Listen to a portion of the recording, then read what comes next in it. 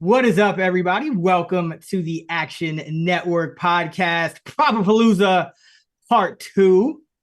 This is Chris Raybon here of Action Network and Fantasy Labs.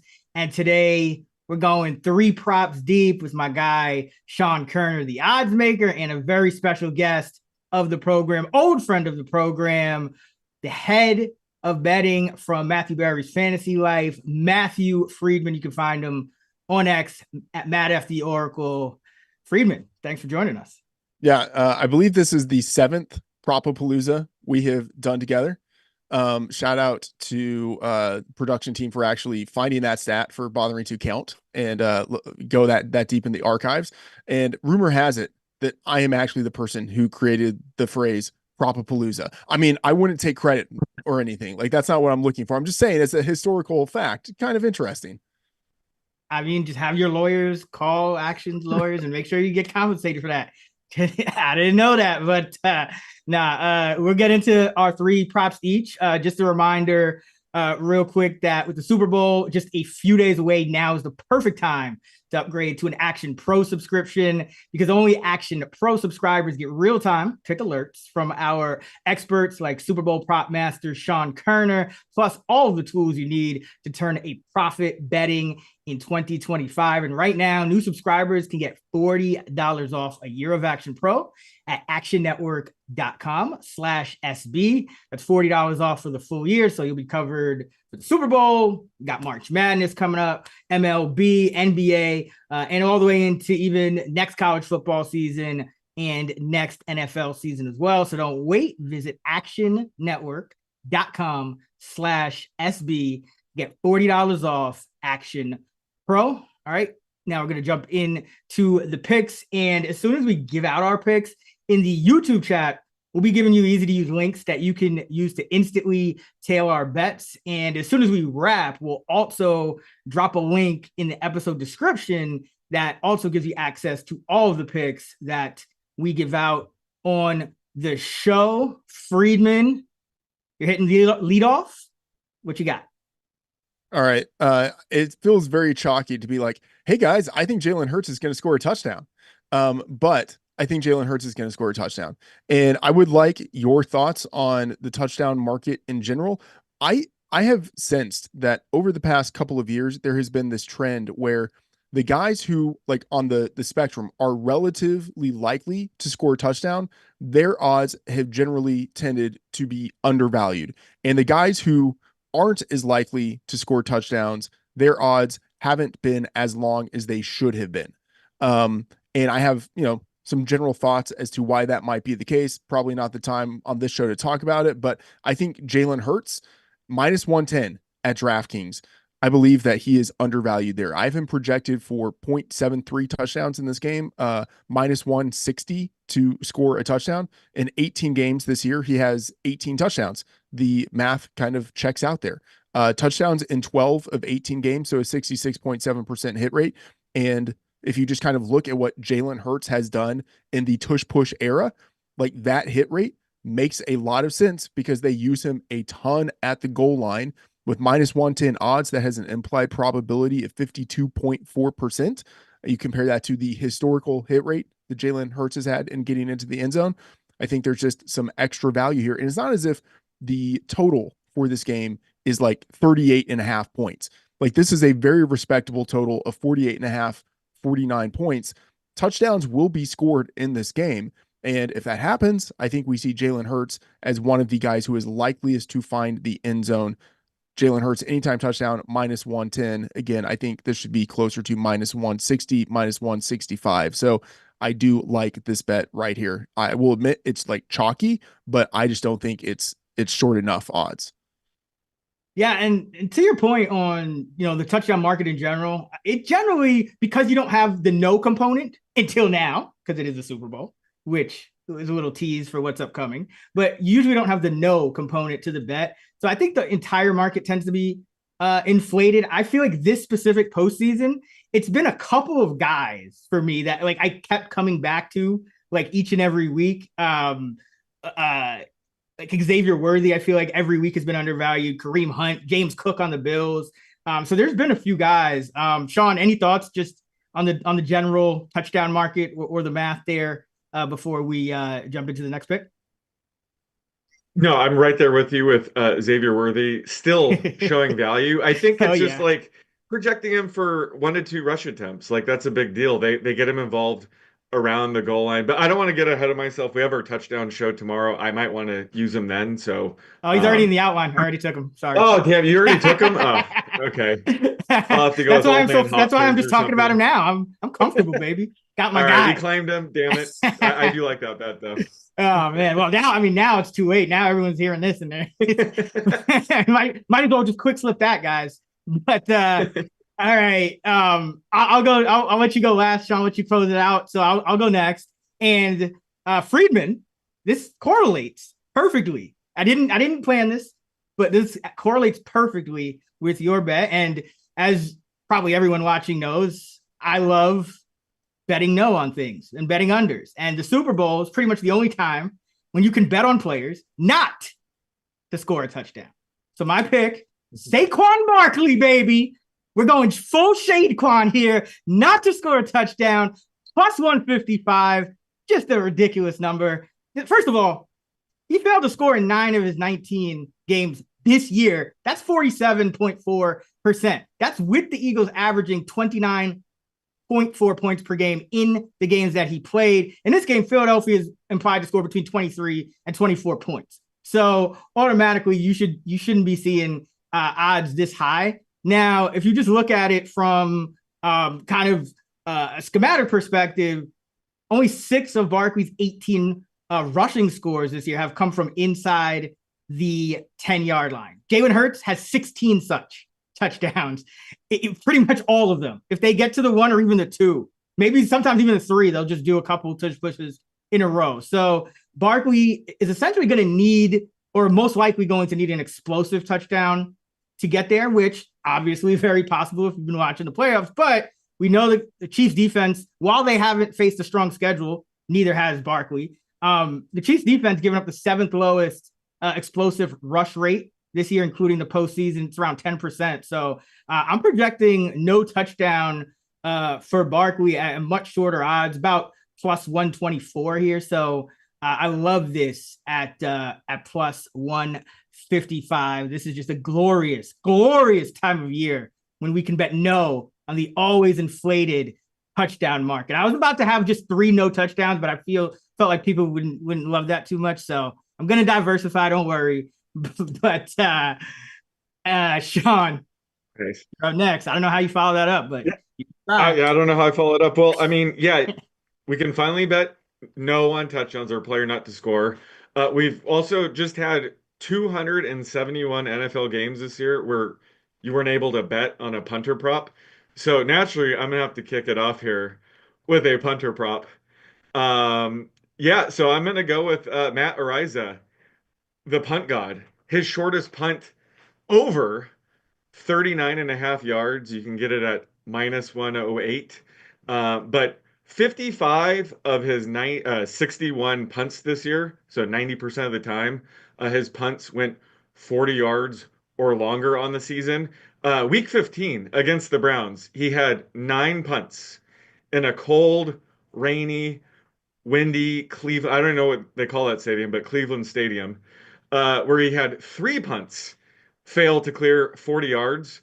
That accounted for half of his 6 total punts on the season that didn't clear 40 plus yards. So because of that, he only had 4 of 19 games this year where he had a punt go shorter than 39 and a half yards. So that means he would have cashed this prop 79% of the time this season. I'm thinking, being indoors here probably helps raise his floor and lowers his ceiling a bit because he's not going to be punting against the wind or with the wind. So I just think he's going to have a higher floor, which this market is basically, floor market. So I have his median being closer to 41 and a half, but those 2 yards are massive in a market like this. So I give him about 65% chance his shortest punt is 40 plus yards or longer. Some books have 40 and a half. I still like that.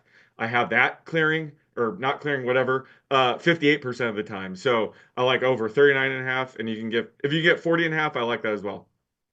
There you go. I mean, this is very on brand. You had Freedman with some chalk. You had me with a no touchdown, and Sean with a punt prop. And not only can you bet punt props, you can bet shortest. Like usually, you can only bet longest. So yeah, this is really a glorious time of year. All right, we got two more props each, and just a quick message. We're all gamblers here, and one of the worst things when you're trying to place a wager is when you have issues funding your account. That's why I've partnered with Edge Boost, which is a financial platform that pays you cash back to wager.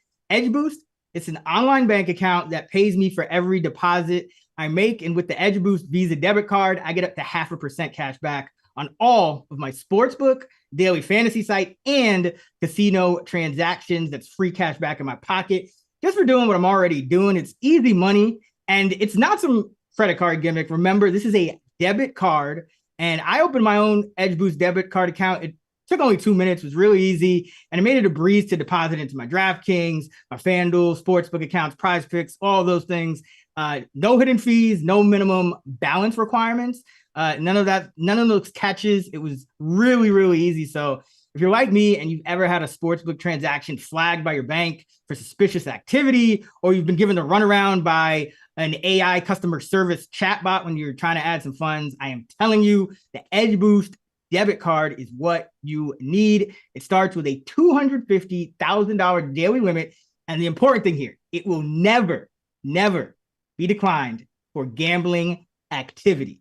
It makes your betting life a breeze.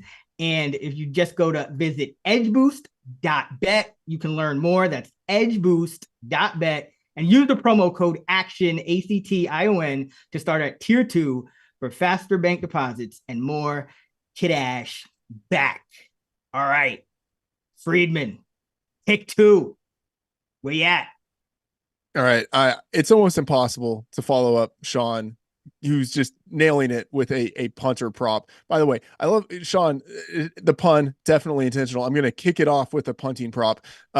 Shout out there. Kareem Hunt, under 44.5 rushing yards. This is now -114 at DraftKings. I have this projected at 40. The matchup is tough. The Eagles are number 2 in defensive rush EPA this year, and the Chiefs running game has really struggled ever since they moved Joe Thuney, their first team all-pro left guard, ever since they moved him to left tackle in week 15, which with him at left tackle, that means they are playing Mike Caliendo, a backup to the backup. They're playing him at left guard, and they're just not getting the interior push the way that they previously were. And Thuney, as good of a player as he is playing out of position.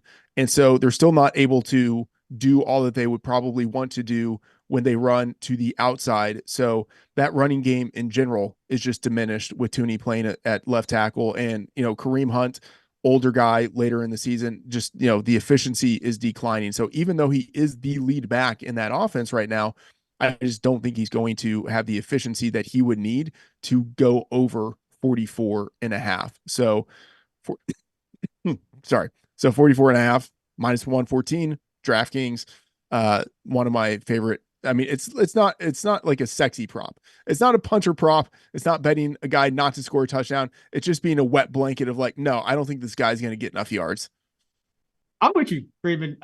It's just funny because Sean and I have been debating this. I feel like going back even into the regular season, like, who do we fade? Yeah, like who do we fade?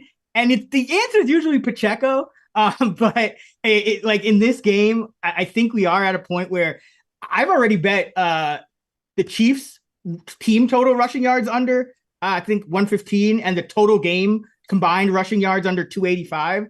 So I agree. I just think the rushing yardage market for the Chiefs is inflated. Like, who's getting all of these yards? Like, where? Yeah. And the fact that they didn't move Thuney back to guard, which was I thought maybe they considered, because you have that beast of an interior line for the Eagles. Maybe he would be more useful at guard. But the fact that they're keeping him at tackle kind of shows they're prioritizing the passing game. And I agree. Thuney is like a 50-something run blocking grade at tackle, and Caliendo's the same thing. So you're getting worse at both spots. So And here's one thing I will add to this idea of sort of blanket fading across the board the Chiefs. I would say if you look in the SGP markets and looking at the correlation, I would be interested to see how it is that the books price some of these things out, because I could see how a sports book might say like, okay, Kareem Hunt and Isaiah Pacheco are inversely correlated to where if one of these guys hits the over, the other one is likely to hit the under. But there's also the possibility that the Chiefs just go super pass heavy, or that the Chiefs are in a really tough matchup. And that actually, if Kareem Hunt goes under, Pacheco could also go under, and that could be correlated just because of the matchup and the game state, the way the Chiefs are approaching it. So I would say like, I would kind of be interested in looking in the SGP markets and getting a sense for how different books price, the correlation between different runners. Yep, and don't forget Super Bowl 56 says never forget Samaje P. Ryan is still here, so he could just be the pass down back. Oh man, but no, I agree. I think the Chiefs are overpriced in the run game. I think Mahomes is probably a good shot to lead that team in rushing. Actually, I don't know if I've seen that prop just for the Chiefs, but if I did, I would probably bet Mahomes there. Hey, more on Mahomes later as a runner, by the way. That's what we call a tease, folks. All right, I'm up next. My second pick is going to be more field goals combined by both teams made in this game than passing touchdowns are thrown at plus 130. You can find this on DraftKings in the Super Bowl special game head-to-head special section. So if you look at the Chiefs, in 18 Mahomes starts this year, there's been more combined field goals 10 times and more pass touchdowns 5 times, with 3 times they were tied. And then for the Eagles, in 18 Jalen Hurts starts, there are more combined field goals than passing touchdowns 11 times. More passing touchdowns than field goals, only 3 times, and it was tied 4 times. So overall, 58% of the time, which would equate to minus 140 odds. And remember, you're getting this at plus 130. That would equate to minus 140. It's happened combined between the two teams. I am projecting in my model just over 3.5 field goals made and about 4.2 attempts. So there's upside for even more there. And I have just under 3 combined passing touchdowns. So I'd bet this to about minus 120 here, but love that we're still getting plus money on this one. So this is another kind of example of just in general, I think it's the Super Bowl. People want to see offense. So the offensive markets in general are, kind of inflated. So, I know I've kind of bet some unders on some rushing stuff and whatnot, but there's also some passing game stuff to fade. And I suspect, a lot of these numbers will only go up as we approach the game. Raybon, I love this. And I have a couple questions here. So, or like an idea, like the 58.3% historical hit rate. I'm imagining that has like a combination of indoor and outdoor games. The fact that this is an indoor game, I think helps way more the field goal kickers than the possibility of more passing touchdowns. So, I think if you were looking at just indoor games, that number of 58.3% would probably be even higher. Yeah. And you're looking at a guy that's already bet under 2.5 combined passing touchdowns at some plus money. I forget the exact number, but at plus money. And I also bet no missed kicks, because all of Elliott's missed kicks, except for one, have been outdoors this year. So yeah, a lot of things kind of working in favor here. And I think a lot of sharper money's coming in on the under. I'm in agreement with that as well. So could just a little inflation just because of that as well. But nevertheless, let's go to Sean for pick number 2. What you got? Well, you know what? I liked Freedman's prop so much. I'm going to piggyback it a bit here. I'm going to go with Kareem Hunt under 8.5 rushing yards in the first quarter at minus 110. Despite Isaiah Pacheco returning to action, in week 13, this is when Raybon and I started debating the Chiefs backfield every week since then. Kareem Hunt's remained the Chiefs lead back. However, the first quarter, if there's any quarter they get Isaiah Pacheco involved, it's the first quarter. He's handled 43% of the rush attempts in the first quarter. Hunt just 34%. Obviously, that's trending the other way. I'm expecting Hunt to get a little bit more than that going forward. But they just tend to use Hunt at a high rate later in the game once the defense is worn down a bit, and or they're trying to protect a lead. Also, the first quarters when they tend to give Xavier Worthy his rush attempts too. He's had 10% of rush attempts in the first quarter, dating back to week 13. So they're just looking to ways to catch the defense off guard. I don't know if the game plan will be to bang it up the middle for 2 to 3 yards with Kareem Hunt right away. That's more of a game flow type plan, in my opinion. So since week 13, Hunt's averaged 9.9 rushing yards in the first quarter, but he's stayed under 8.5 yards in 5 of those 7 games. So 71% of the time, it's sort of a lesson of mean versus median. Because the 2 games he did clear it, he went way over. He had 34 yards and 18 yards in those 2 games. So I guess I have, a 29% chance to look like an idiot here. But most of the time, he tends to stay under 8.5. His median's actually 5.5 for the first quarter over this stretch. So everything that Freeman said, I agree with. The Eagles, they have a good run defense. They rank second in DVOA. But the Eagles' offense is also extremely run heavy. I expect them to be run heavy out of the gate.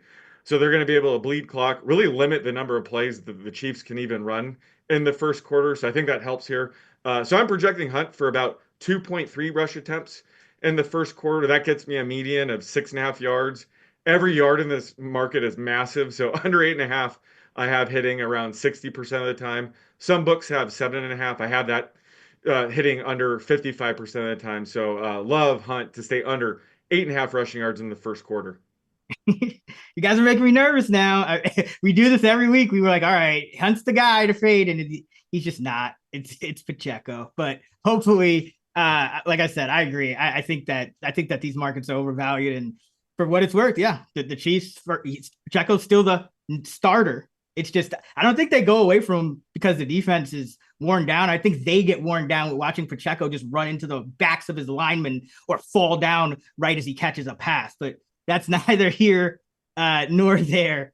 Freedman, let's close it out with each of our third picks. You're up first. What you got? All right. I'm looking at Patrick Mahomes under 29.5 rushing yards. This is minus 107 at DraftKings. I have this projected for 24.7. So some thoughts on this. And I will say, I actually do want to know what you guys think about this because there's a chance, Patrick Mahomes in the playoffs, Super Bowl on the line, willing to run a little bit more. Andy Reid willing to call some designed rushing plays a little bit more for Patrick Mahomes. So there's a chance that this number is just wrong and Mahomes goes for 45 yards and I'm just a loser on this one. But only 2 quarterbacks have gone over this number against the Eagles. Jaden Daniels, he did it twice, and Lamar Jackson. So pretty much if you're not one of the 2 best rushing quarterbacks in the league, you haven't been able to hit this mark against the Eagles. Mahomes has gone over this number of 29.5 just 4 games this year. Mahomes' line was 23.5 for the AFC Championship, 29.5 and 30.5 where I bet it earlier in the week, but 29.5 would still be the highest mark that Mahomes has had in this market this year. I mean, if you're telling me that I can bet a guy at the highest mark that he's had at any point this year, I'm probably going to just auto bet the under on it, even if I do know that there could be some reasonable reasons for his number to move up. But this just feels like something of an overreaction to what we saw out of Mahomes last game, where he had a season high 11 carries and had, 60 something yards rushing. I think this just feels like too aggressive of a move. And I will also say one thing that really intrigues me is if you wanted to put this into an SGP, you could take the over on Mahomes rushing attempts prop of 5.5 and take the under on this. And you could get some really sweet inverse correlation going there. But the thing is, Mahomes could kneel down at the end of the game a couple of times, which would be awesome for both of those legs to have a chance of hitting here. So I think even if you just kind of want to do the under of 29.5 rushing yards, minus 107 at DraftKings, I think that's fine. But I really do like the idea of going under 29.5 and going Patrick Mahomes to have 6 or more rushing attempts in this game, and that gets you up to plus 425 in an SGP at DraftKings. And I think both of those legs have a pretty decent chance of hitting, and that the book is mispricing the correlation of those two different legs. Sean, any thoughts on where you at with Mahomes and his rushing numbers? Yeah, I'm right around there. We've talked about his scrambling rate just goes way up in the playoffs. So I kind of agree with Freedman. The market knows that, so they're kind of inflating his number a ton here. And just yeah, you kind of want the Chiefs to win. You need kneel downs, but with Mahomes, most quarterbacks kneel down for -1 yards. If there's anybody that you can, if you need like a -5, -10 yard kneel down, Mahomes is the guy. That's how I think a couple of us cashed that under a few years ago. So you with Mahomes, you always have that in the back pocket just in case. But yeah, I do think this number's a bit inflated because everybody knows that he runs more in the playoffs. So yeah, I agree with Freeman here. I think as with a lot of things in this game, it's going to come down to that chess match between the quarterback and the opposing defensive coordinator. Because last game, what happened was Buffalo, known as a zone team, ended up playing a lot more man coverage, and Mahomes was running around a little bit. Now Fangio, he's kind of done it both ways. Like I don't think he's going to blitz, but he's kind of done it where he's played man coverage because he has the horses, but he's also he likes to play zone, and Mahomes has struggled, especially on third downs against some of those like quarters coverage and cover 6 kind of schemes, that zone schemes that Fangio likes to run. So that actually might be just a point, kind of keep Mahomes in the pocket and make him, just make some throws against zone with these receivers that some of them, he hasn't played with all that long. Maybe that's the chess match. But I think that's ultimately going to determine it. Like if they're just turning and running, I would be scared of this prop, like kneel downs or not, just because Mahomes. But what you do have working for you is a lot of times when Mahomes is scrambling around back there, what happens? The referees are like, Kansas City needs to win, penalty, and the play is just nullified. So things working in your favor as well. I think the longest carry, I think it's 13.5 for Mahomes under. That's also interesting because I'm showing like 60% chance of him going under that one, 61%. So I've thought about it as well. We'll see how it see if his market moves further up closer to the game. But for my last pick, I'm gonna go with no interceptions in this game. So plus 200. You can find this at DraftKings. First of the game, first turnover, and then you go to the players, and then you click no player to get an interception. I'm sure there's other places to find a similar prop, but that's where I found it. So it's at plus 200 now. Let's look at this. Mahomes started the year throwing an interception in each of his first 7 games started. Since then, just once in his past 11 games has Mahomes thrown a pick, none in his last 8. Jalen Hurts, kind of the same story. He famously, threw those 4 picks in his first 3 games. And then I think, shortly after that, they had the bye. They discussed, all right, let's be more conservative.